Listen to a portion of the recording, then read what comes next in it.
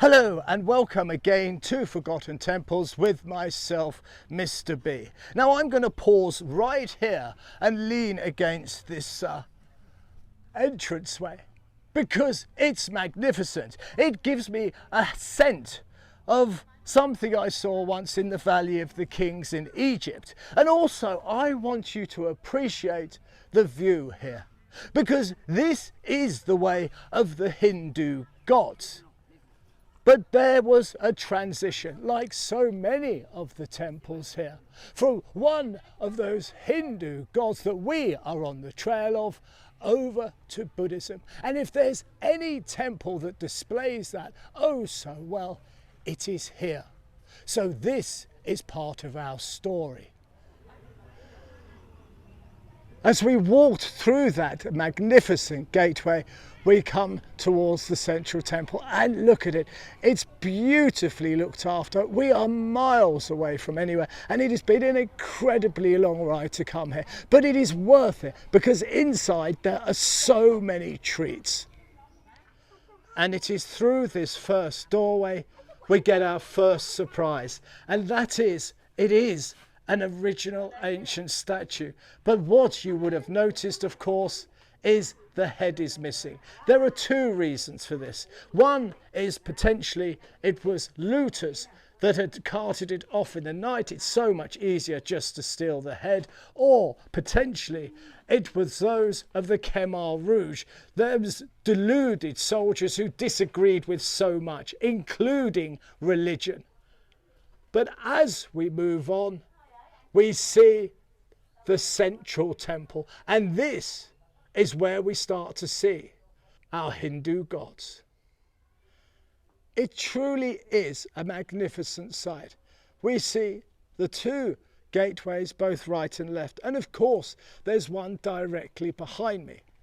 As we move forward, we start to get a hint of who this temple was originally built for, and of course its current resident. But have a look here, both left and right, we have demons.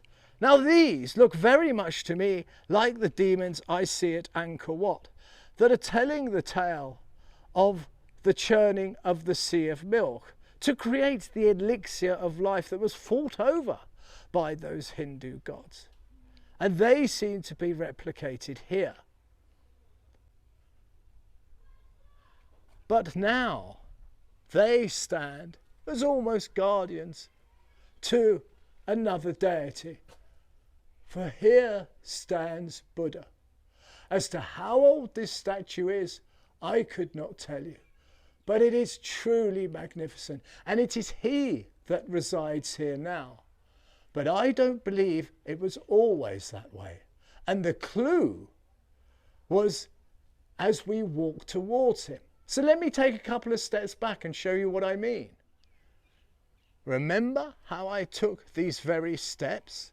Well, there's something I didn't do, and that is to look skyward. Because up here we have another reputation of Buddha. He is reclining, of course.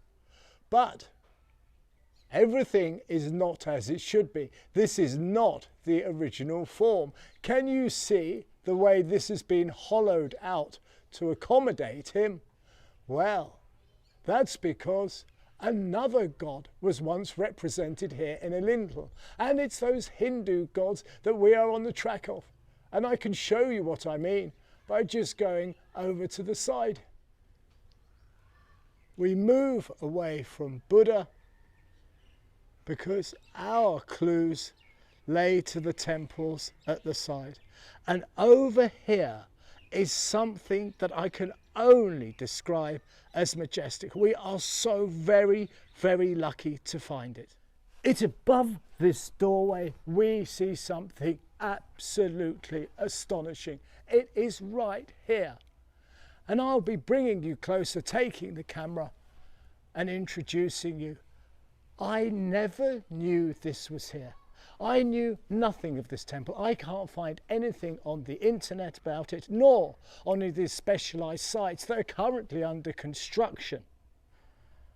But when I found it, I was knocked out. It is so rare. I travelled over 35,000 kilometres last year just looking at temples. It's what I do. It is my very reason for being. And when I discovered this, I was amazed. It is such a rare find. If anything else, this video is all about these lintels, and there's 2 of them. So allow me to grab the camera and get a bit closer, because this shows the origins of this temple. So here it is. This would sit so proudly in any museum, because what we're looking at is exceedingly rare. Every single time these heads have all been hacked off by the looters, every single time. But look at it. And because the position of the temple, away from the wind and the rain, they are in magnificent condition. And I mean magnificent. I have never seen anything that equals this. But what you need to cast your eye towards is the chap on the left, because that, I believe, is Vishnu. This temple really does show the change that these temples went through. Because originally built for our Hindu gods, be it Shiva, be it Vishnu, or my personal favourite, Indra, the vast majority switched over to Buddhism, and the whole country right now in Cambodia is Buddhist. But it is those original gods that forged a path to here that laid the very foundation stones. Yet again, here we see a depiction of Vishnu. And it is absolutely fantastic. Just like the other lintel I showed you, it is so incredibly rare to see these that haven't been mutated and defaced. It is an honour to see something as majestic as this. And it shows us for absolute certain our Hindu gods did come this way. And it is round the corner that we find that this temple must have once been exceedingly special, because look at the detailing. Look at the face of this lovely lady here. And they go around the entire temple. I've taken a photo, I'll show it to you now. See, have a look. Isn't that marvellous? And there's loads of them. And what is wonderful is they haven't been defaced. And there's a bit of a mystery here as well, for myself and just myself. But no one has ever been able to give me the answer. I'm going to flip over here again. Look, these are balustrades. Now, if you go into a Khmer's house, a Cambodian's house, you will see these on the stairways. You know, the style is still copied. But what I often see in these blind windows is a bit of a balustrade, and then the rest of it is quite simply not. We can see the square window. But why is it only partial? Because what often happens is you have these balustrades, these are knocked through, and you can actually look through like a proper window. But oh so often, it's half done. And someone said to me, oh, the reason for this is because, you know, the temple builders were probably, you know, called to war because they were forever at war. No, it's not. It just isn't.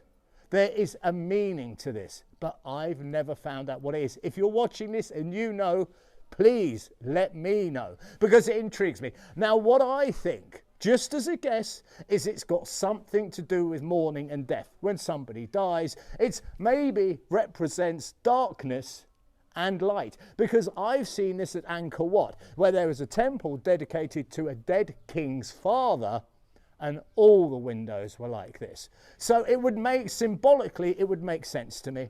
We have darkness, or, you know, and light. You know, the dawning of a new era maybe. Now these statues and this detailed artwork goes all the way around this temple. It's an absolute beauty. So where to end this video? Well, why not next to one of those ancient statues that are so exceedingly difficult to find, for they are so rare. Here is the canopy that usually goes up on the roof. It's fallen down. If we pull it back, we can reveal yet again that he's missing his head. It was taken away by looters or those deluded fools of the Khmer Rouge. But to me, it takes nothing away from this site. It is so very atmospheric and it does demand reverence. And as we know, although primarily for Buddha, if you look in the right places, you can see those ancient Hindu gods that we are on the track of.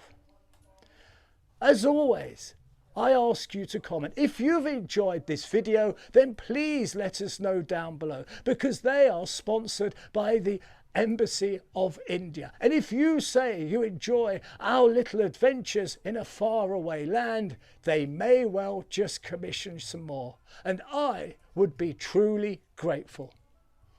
So until next time, I wish you absolutely nothing but the very best.